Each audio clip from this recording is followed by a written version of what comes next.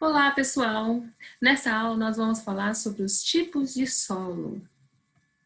Para começar, então, antes de falar sobre quais são os tipos de solo que existem, vamos ver primeiro como que os solos são formados, né? Aqui essa imagem, ela traduz, ela reflete bem como que o solo é formado. Então, aqui nós vemos na primeira imagem que o solo é formado a partir das rochas. Então, a partir do intemperismo. O que é o intemperismo? O intemperismo é causado pela erosão, que pode ser pelo vento, pela chuva. Então, esse intemperismo ele vai fragmentando a rocha. E essa fragmentação da rocha que vai formar o solo. Esse solo que é inicial aqui, ele vai, à medida que o tempo passa, ele vai sendo acrescentado a restos de animais e plantas mortos. Esses restos, também chamados de matéria orgânica, eles vão se misturando com o solo jovem e vão causando algumas transformações nesse solo. Então, ao longo do tempo, esses elementos minerais, os micro-organismos, as pequenas plantas e a água, eles vão transformando essa rocha e vai transformando o solo, que um solo maduro, ele é composto por vários, nós chamamos de horizontes, tá? Então, o solo maduro, ele é composto pelo primeiro horizonte, o horizonte A, o horizonte B e o horizonte C. Então, isso aqui é um solo maduro, que inicialmente foi composto por rochas que se fragmentaram, que sofreram a influência, a reação e a maturação durante um longo período de tempo até se tornar um solo maduro. Mas quais são os tipos de solo que nós conhecemos? Aqui nós vamos falar de 3 deles, mas existem outros, tá? Aqui nós vamos falar do solo arenoso, do solo argiloso e do solo humoso. Antes de falar mais especificamente de cada um desses solos, é importante a gente saber que os solos, eles têm propriedades, tá? Os solos não são todos iguais e a diversidade desses solos vão depender também das diferentes propriedades, dos materiais que esse solo possui. E uma importante propriedade do solo é a permeabilidade. O que é a permeabilidade?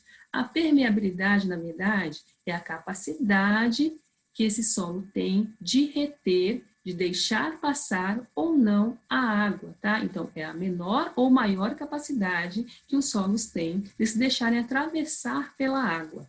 Então, isso é permeabilidade.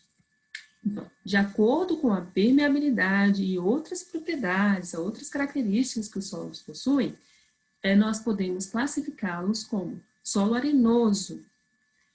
O solo arenoso é aquele solo em que as partículas dele são maiores. Então, com isso, ele é muito permeável, ou seja, ele permite a passagem da água por ele. Então, esse solo, já que ele não retém água, ele permite a passagem da água, ele não é bom para a agricultura, ele não é bom para a plantação, tá? Pois o solo, no solo, as plantas precisam de água. Sendo assim, se o solo não retém água, se ele é muito permeável, ele permite a passagem da água, ele não é bom para a agricultura, ele não é bom para a plantação. Este é o solo arenoso. O solo argiloso, como o nome já diz, ele é formado principalmente por argila. A argila, ela possui partículas muito pequenininhas. Por possuírem partículas muito pequenininhas, elas se agregam com muita facilidade. Sendo assim, quando elas se agregam, elas retêm a água. Então, por reter a água, elas deixam o solo muito encharcado. Então, o solo argiloso, ele é muito impermeável, ou seja, ele não permite a passagem da água, ele retém a água. Sendo assim, eles não são solos bons para se plantar. Por quê? Porque já que ele retém muita água, ele deixa o solo muito encharcado.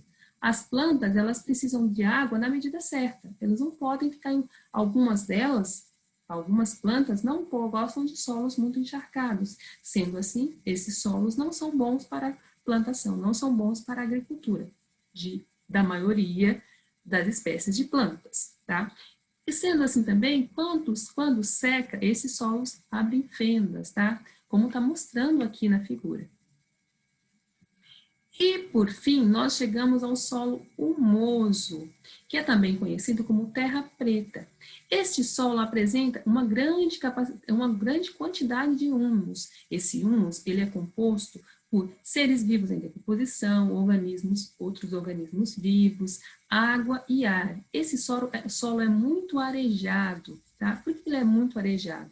Ele é arejado principalmente porque nele há galerias de minhocas. Então, sendo assim, as minhocas, enquanto andam por este solo, elas vão abrindo as galerias, e essas galerias permitem a passagem do ar.